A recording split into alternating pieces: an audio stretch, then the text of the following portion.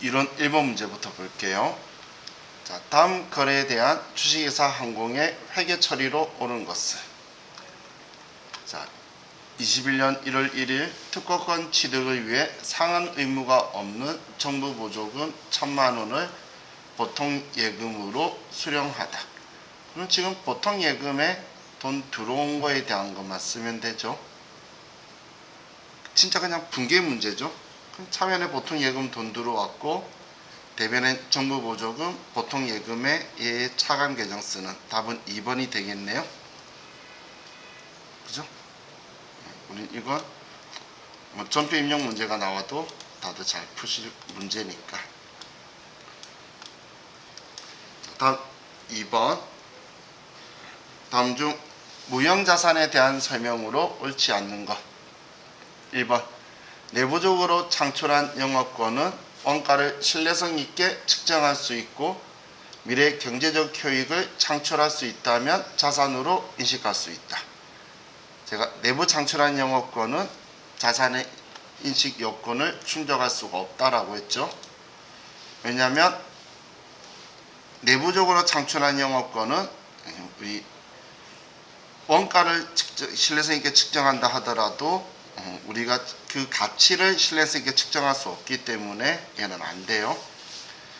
이번에 무형자산의 상각기간은 독점적 배타적인 권리를 부여하고 있는 관계법령이나 계약에서 정해진 경우를 제외하고는 20년을 초과할 수 없다.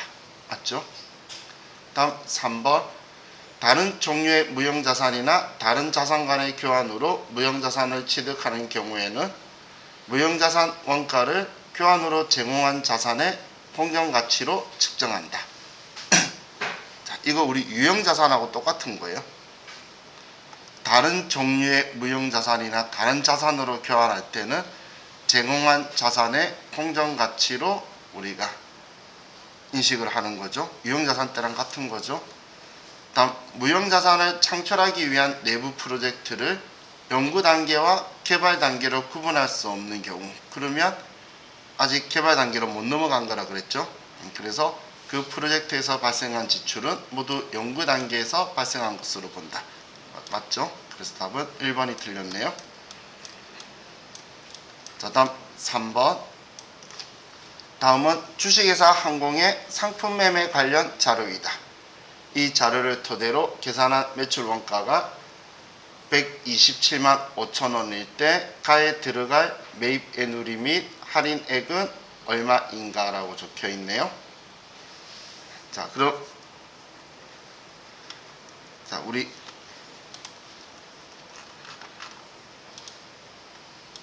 벌써 제가 말로만 하니까 분위기가 안 좋았던 것 같아서 이제는 쓸게요. 그냥 우리 상품으로 보면 항상 기초 상품, 그리고 매입, 기말, 매출, 원가, 자, 이렇게 되겠죠. 그럼 이런 상황에서 지금 기초가 100만원, 그리고 단기 매입액이 50만원, 기말이 20만원, 매출 원가가 127만 5천원. 자, 지금 그러면 얘는 147만 5천원인데 얘 둘이 합치면 얘는 150만원이죠. 그럼 차이 나는 금액이 얼마죠?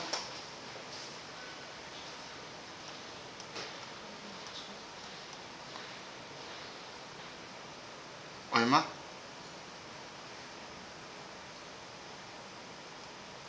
산수 25,000원 차이가 나죠. 그죠? 근데 25,000원 차이 나는데, 자 보세요. 제가 안 쓴 게 운반비를 안 썼죠. 이 운반비는 매입 원가에 지금 여기에 포함돼야 되고, 그리고 지금 물어본 건 애누리 및 할인 이 금액을 물어본 건데, 그렇게 해서 얘 금액이 그럼 얼마 나와야 되죠? 140 47만 5천원이 나와야 되는 거죠. 그렇죠? 그러면 60만원에서 47만 5천원 빼면 51만원에서 47만 5천원 빼면 결론적으로 얘는 3만 5천원이 나오게 되죠.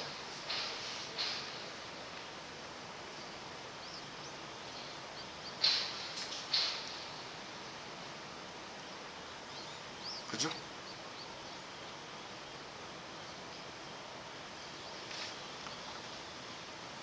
왜 47만 5천원 나와야 된다라고 이야기했는지 이해가시나요? 이해가시죠? 그럼 매입액에 부대비용 더하고 애누리나 할인이나 환입은 빼줘야지 순 매입액이 나오겠죠. 그래서 얘는 그럼 답이 4번이 되겠네요. 자, 다음 4번.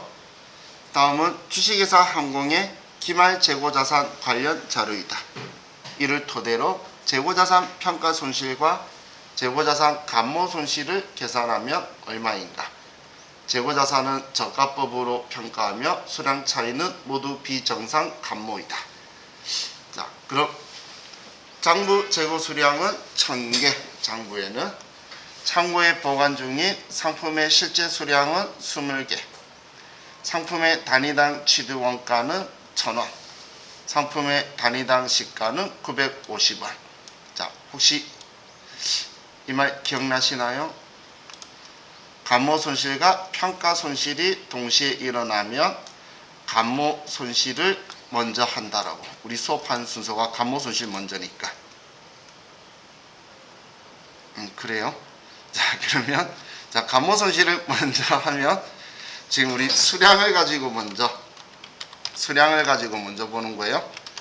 그럼 우리는 지금 1000개인데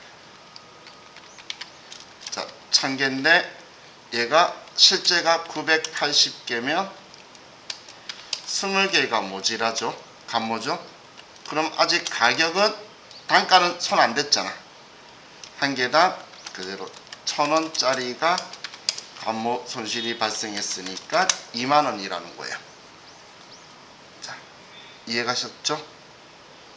1000원 아직 가격은 950원으로 안 내렸잖아. 수량만 가지고 먼저 하는 거예요. 1000원짜리가 20개 없어졌다. 그리고 이제 평가 손실을 할 때는 지금 얘가 1000원짜리가 950원이 됐죠. 그러면 50원이 내렸어요. 몇 개가 이제 수를 980개로 우리가 내렸죠. 그러면 980개에 50원 하면 4만 5945 58 40 4만 9천원. 그죠? 제가 짐을 다른 데로 좀 옮기면서 계산기를 들고 가버려서 지금 암산을 한 거예요. 그래서 혹시 암산이 틀리면 말해줘야 돼요. 저 아시죠? 수 셀 때도 손가락 쓰고. 근데 곱하기 할 때도 안 되니까 이제 입으로 말하면서 머릿속으로 쓰는 거예요.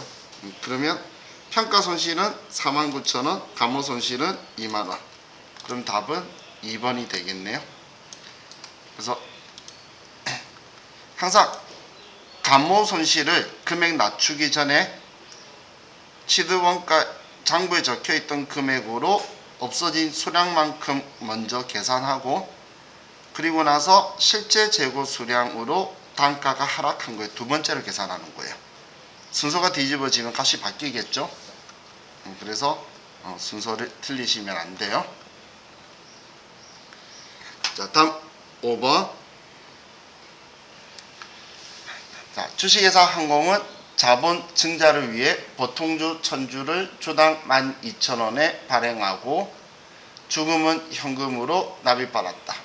다음 주식 발행에 대한 회계 처리 중 옳은 것은 증자일 현재 주식 할인 발행 자금의 장부 금액은 40만원이다.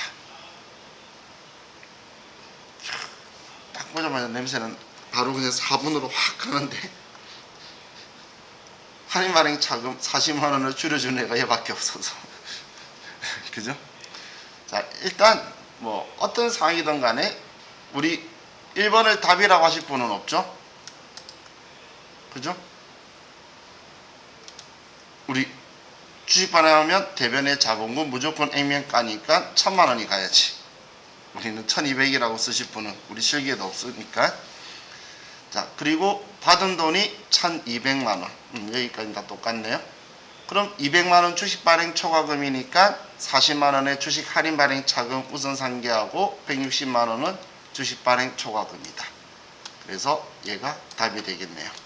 그죠? 제가 표현하는 실무 이론이라는 말의 의미를 조금 느낌 있죠?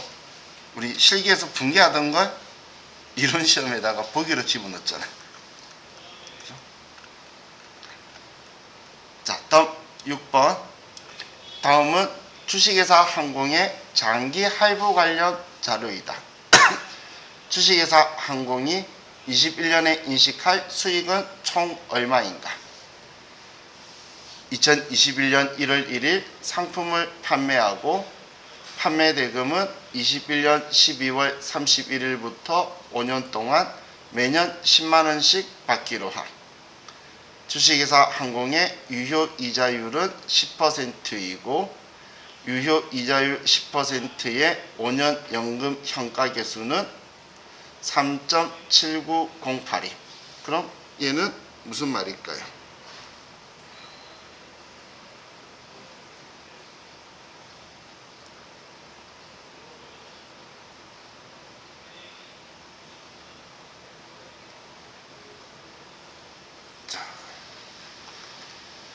일단 21년도에 인식할 수익을 물어봤죠. 그러면 얘는 먼저 인식할 수익이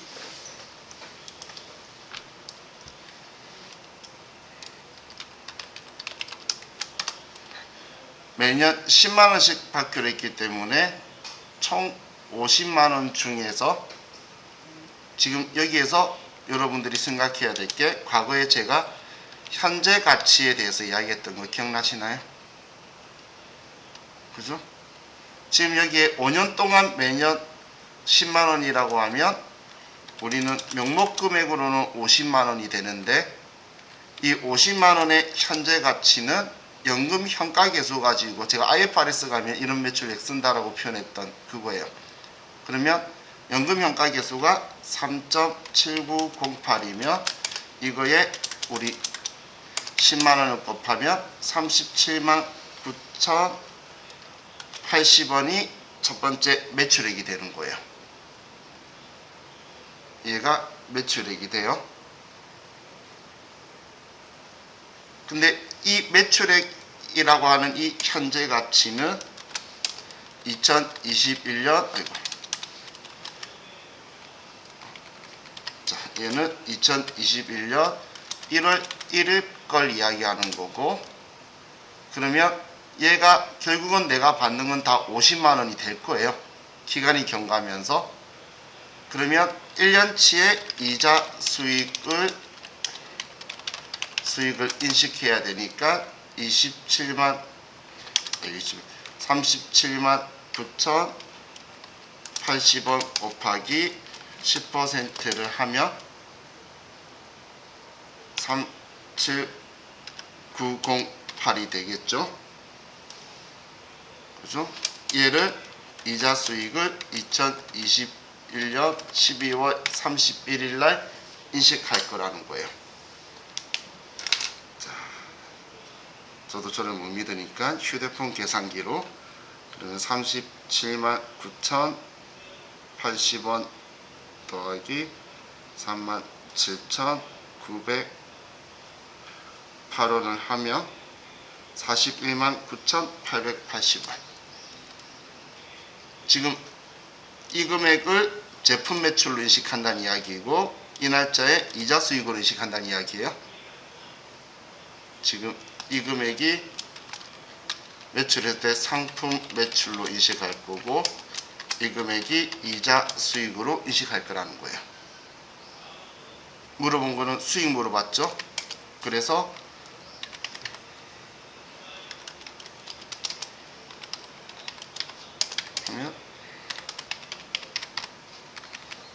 그래서 답은 예. 그럼 2번이 되죠. 자, 이상한 문제가 나왔죠. 근데 틀을 외우세요. 이대로 질문할 거예요. 몇 번씩 간간히 나오니까. 근데 방법만 하나만 딱 생각하면 돼요. 연금평가계수로 1년치 수령액을 곱하는 게 전체 금액. 얘가 매출. 얘가 매출이고 이거에 유효 이자율을 곱한 게 1년치의 이자 수익인 거예요. 자, 절대 TT급에서 2년차, 3년차, 뭐 이렇게 4년차 뭐 이렇게까지는 잘 안 물어볼 거니까.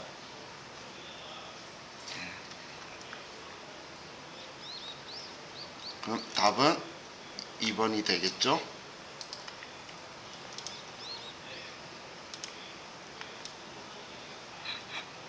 자, 다음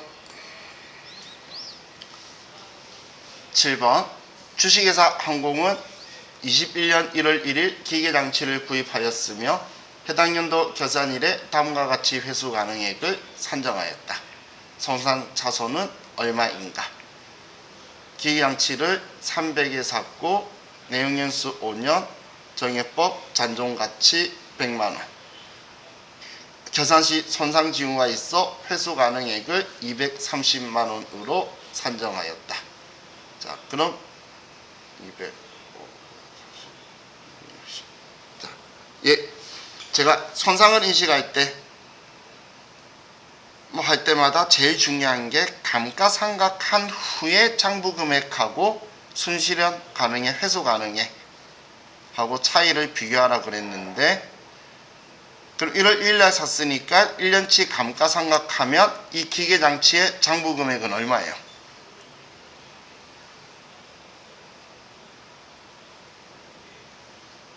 (260만원이죠) 100만원 빼고 계산해야지, 정액법이니까. 그럼 100만원 빼면 200만원이 감가상각 대상 금액의 5년이면, 그래서 제가 5, 4, 20 이런 그린 거예요. 그러면 40만원이 빠지죠. 그럼 40만원이 맞나요? 또 내가 산수가 안 돼. 맞죠? 5년이니까 200만원을 5로 하면 40만원이 빠지죠. 그러면 장부금액이 260만원이죠. 얘는 지금 그거 구하는 게 1번이에요. 항상 장부금액. 그리고 얘는 그냥 회수 가능액을 줬는데 순공정 가치나 사용 가치 두 개를 주면 두 개 중에 큰 금액을 선택해야 되는데 얘는 하나밖에 안 줬잖아요. 그죠? 그럼 260만원이 장부금액인데 230만원이 회수 가능액이면 30만원의 손상차손을 인식하겠죠. 그래서 얘는 이거죠. 항상 유형자산 가지고 뭔가를 우리 평가하거나 손상인식하거나 뭘 하든 간에 여러분은 감가상각을 해놓고 그 장부금액으로 가는 거예요. 무조건.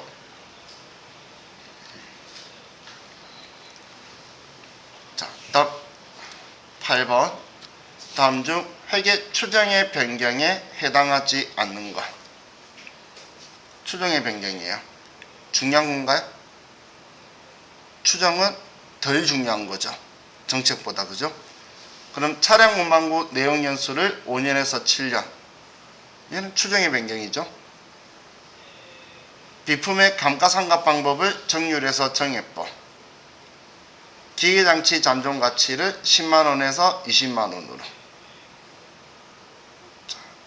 이건 그렇게 중요한 게 아니죠. 그걸 까먹었어도 이건 기억나죠. 재고자산 평가 방법은 아주 중요한 변경이다라고 제가 이야기 많이 했던 거. 그랬었어요. 그죠? 우리 회계 기준 바꾸는 것처럼 평가 방법을 바꾸면 이익을 조작할 수 있기 때문에 중요한 변경이라고 그랬잖아요. 선의선출법이냐 후의선출법이냐는 이익을 우리가 조작할 수가 있는 방법이죠. 그렇기 때문에 중요한 정책의 변경이죠. 나중에 여러분들 법인세법에서도 이 방법 똑바로 안 하면 세무조정이 일어나요. 그리고 이 방법 하고 싶으면 신고해야 돼요. 신고 안 하면 선의선출법 해야 돼요. 그래서 왜냐면 법인세는 돈 번 거 가지고 세금 내는데 그 돈 번 걸 조작할 수 있을 만큼 중요한 거란 이야기예요. 얘는 그래서 회계에서도 얘는 당기순이익, 보고이익도 중요하죠. 회계상의 이익도 그것도 조작할 수 있기 때문에 얘는 중대한 변경이다. 그래서 답은 4번. 추정이 아니고 정책의 변경. 자, 다음 9번.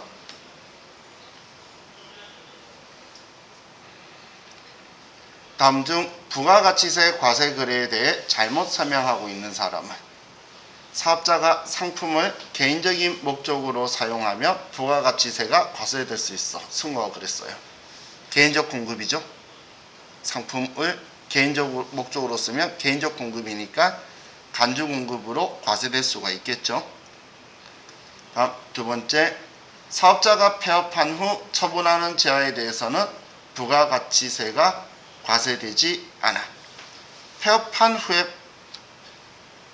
폐업 시 잔존 제한은 과세가 되지 폐업한 후에는 비사업자이기 때문에 물건 판다고 해서 그 부가가치세를 우리가 징수하고 그럴 수는 없죠. 이런 이야기예요. 여러분이 옷 장사를 하다가 그냥 가게를 그만뒀어요. 그럼 폐업 시 잔존 제한 이런 건 과세가 될 수 있겠지만 그 다음부터 그 옷을 남아있는 옷을 판다고 해서 부가가치세를 받을 수는 없죠. 그죠? 지금 수진이라는 애는 그런 이야기를 하고 있는 거죠. 다음, 사업자가 무상으로 숙박 용역을 공급하는 경우 부가가치세가 과세될 수 있어. 자, 우린 용역의 무상 공급은 원칙적으로 과세하지 않는다라고 했죠. 사업용 부동산의 특수관계자에게 우리가 그 부과하는 경우 그 특수관계자에게 무상 공급만 우리가 과세를 한다라고 했죠. 그래서 얘는 틀렸고, 다음 사업자가 사업용 자산으로 조세를 물납하는 경우에는 부가가치세가 과세되지 않아. 조세 물납은 과세 거래가 아니죠. 그래서 답은 3번. 자, 10번.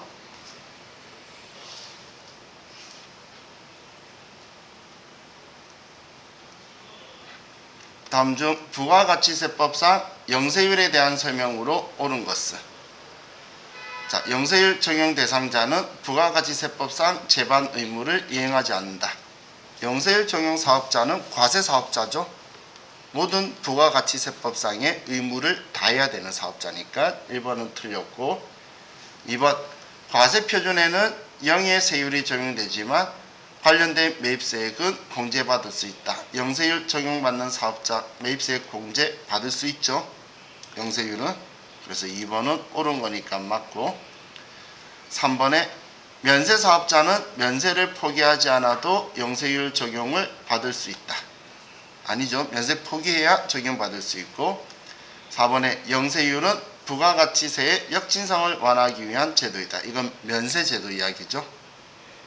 영세율은 국제적 이중과세를 방지하기 위해서 하는 거죠. 자, 그래서 답은 2번이고, 자, 11번. 다음 자료를 토대로 일반과세자인 주식회사 항공의 2021년 1기 부가가치세 확정신고 시 매출세액을 구하면 얼마인가? 단 제시된 금액에는 부가가치세가 포함되지 않았다. 자, 그럼 상품 매출액이 있는데 지금 매출세액 구할 거예요. 일단 과세 표준들이 있네요. 그럼 상품 매출액이 2천인데 매출 애누리 100만 원이 차감되지 않은 금액이래요.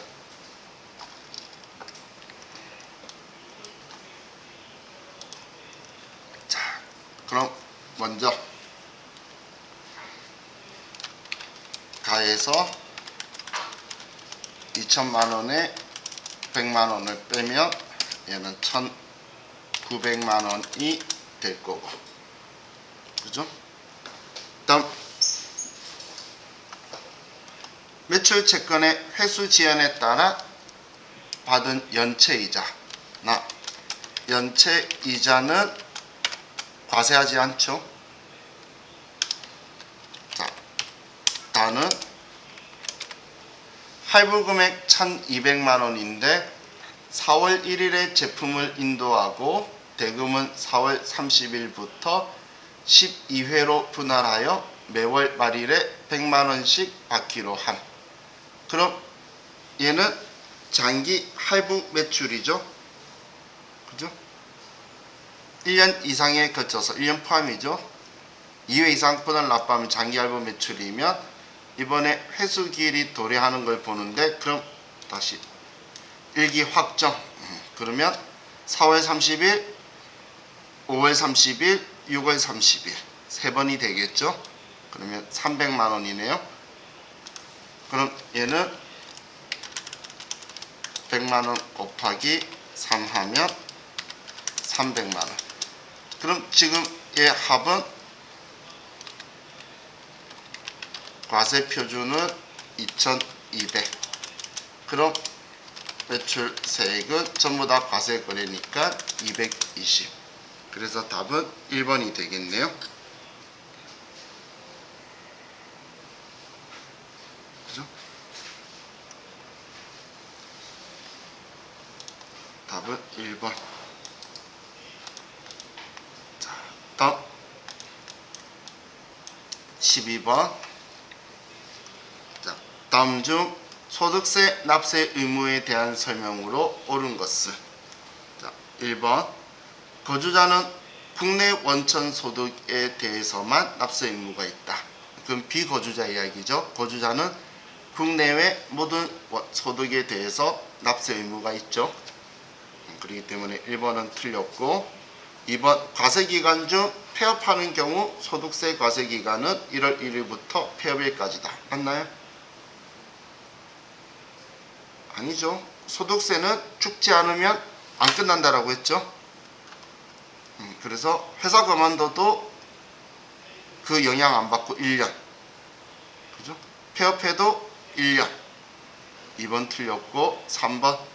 거주자가 사망한 경우 1월 1일부터 사망일까지의 소득에 대하여 납세 의무가 있다.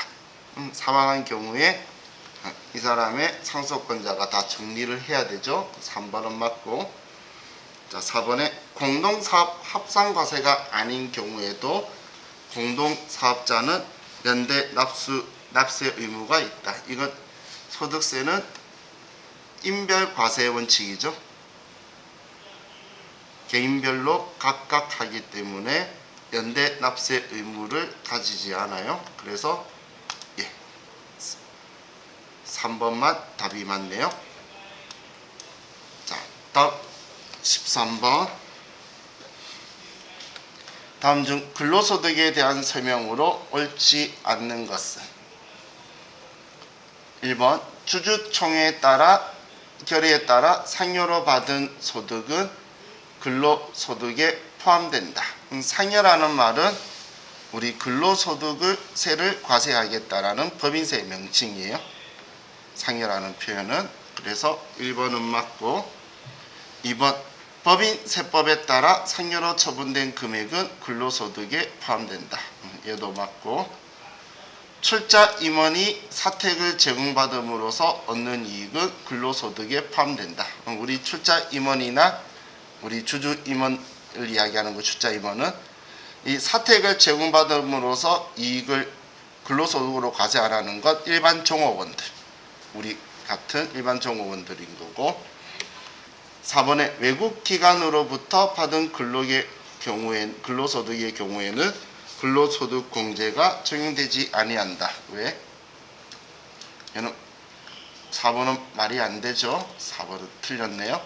자, 외국에서 돈을 벌었던, 우리나라에서 돈을 벌었던 다 똑같이 우리 돈을 계산을 해서 한국 사람이 한국에서 벌었을 때 세금 내는 것과 똑같은 효과로 다 계산을 해줄 거예요. 전부 다. 자, 그래서 4번이 틀렸네요. 자, 다음 14번. 자, 다음 자료를 이용하여 거주자 김한공 씨의 2021년 귀속 종합소득 금액을 계산하면 얼마인가? 단 모든 소득은 국내에서 발생한 것으로 세법에 규정된 원천 인수는 적법하게 이루어졌으며 실제로 발생한 경비는 확인되지 않는다라고 적혀 있네요. 자, 그럼 먼저 국내은행 정기예금 이자가 적혀 있죠. 국내은행 정기예금 이자는 2천만 원 이하니까 분리과세 시키면 지금 문제에선 종합소득 금액을 계산하라 그랬죠. 그죠? 그럼 얘는 분리과세니까 소득 금액이 안 들어오겠죠. 근로소득 금액, 일용 근로소득자에 해당하지 않음. 그러면 2천만 원은 근로소득 금액이니까 종합소득 금액에 들어갈 거고, 산업재산권을 양도하고 받은 금품, 사업성이 없대요. 힌트 크게 줬죠. 이 사업성이 없다라는 말은 기타 소득이라는 이야기죠. 그럼 기타 소득이면 우리 60% 필요경비를 인정할 거니까, 그러면 48, 32, 320만 원의 소득 금액이 되겠죠. 제가 왜 48, 32라고 했죠? 그렇죠. 60%가 필요경비니까 40%가 소득 금액이잖아요. 이해가셨나요?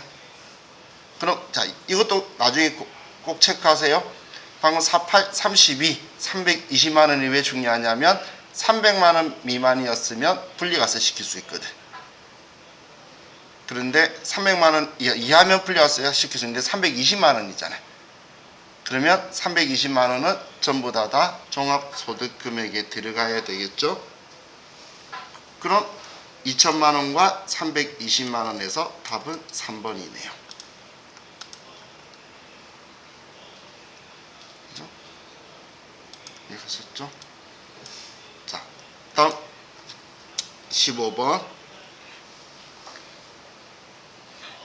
다음 중 소득세법상 종합소득 공제에 대한 설명으로 옳은 것은? 자, 1번 기본문제 대상자에 한하여 부양기간이 1년 미만이어도 월할 계산하지 아니하고 연 150만 원을 공제한다. 맞나요? 저한테 이런 이야기 들은 적 있나요? 올해 결혼했다고, 올해 결혼한 날부터 날짜 계산하거나, 올해 출산해가지고 올해 태어났다고 해서 출산했다고 해서 몇 월 달에 태어난지 이런 이야기 한 적 있나요? 없죠. 그냥 자녀의 다 체크하고 배우자 체크했죠. 그 말은 이거는 월할 계산 안 하고 그냥 150만 원 기본 문제는 다 해준다는 이야기예요. 사람 수로. 그래서 1번은 맞는 말이죠. 그럼. 그죠? 2번 거주자의 배우자가 양도소득 금액만 200만 원 있는 경우 배우자 공제 받을 수 있다. 소득 금액 200이면 끝났죠. 다음 3번에 종합소득 금액에서 공제받지 못한 종합소득 공제는 퇴직소득 금액과 양도소득 금액에서 공제받을 수 있다. 자, 우리 퇴직소득 금액하고 양도소득 금액은 종합과세하는 게 아니죠. 얘는 분류과세하는 거잖아요. 그렇기 때문에 종합소득 공제 이런 데 들어오는 게 아니죠. 따로 계산한 거 각각. 얘 둘이도 따로따로 각각 계산하는 거예요. 자, 그리고 4번에 기본문제 대상자 판단 시 장애인에 해당하는 경우 나이 및 소득금액 제한을 받지 아니한다. 소득금액은 제한이 있죠. 나이만 제한이 없어지는 거죠. 그죠? 소득금액 제한을 받지 않는다는데 장애가 있어도 소득금액 100만 넘어가면 기본문제 대상 안 되잖아요. 그죠? 그래서 자, 우리 실기 잘하면서 글로 나오면 멘붕 오시면 안 돼요. 실기 때는 잘 맞추잖아요. 그죠? 근데 글로 적혀 있으니까 안 들어오죠. 그래서 맞는 답은 지금 1번만 맞고 다 틀린 거죠. 자, 이렇게 하면 이제 얘도 끝났어요. 지금 우리 2개만 풀었는데도 위로 문제도 나오는 패턴이 조금씩 보이죠. 그죠? 얘네들 이론 문제도 창의력이 조금 없어요. 자, 이제 우리 다음 회차 그 준비만 해놓고 쉬었다가 합시다.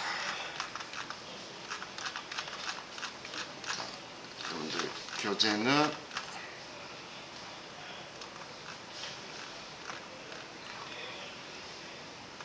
50페이지 50페이지 회사는 2642번 블루에어.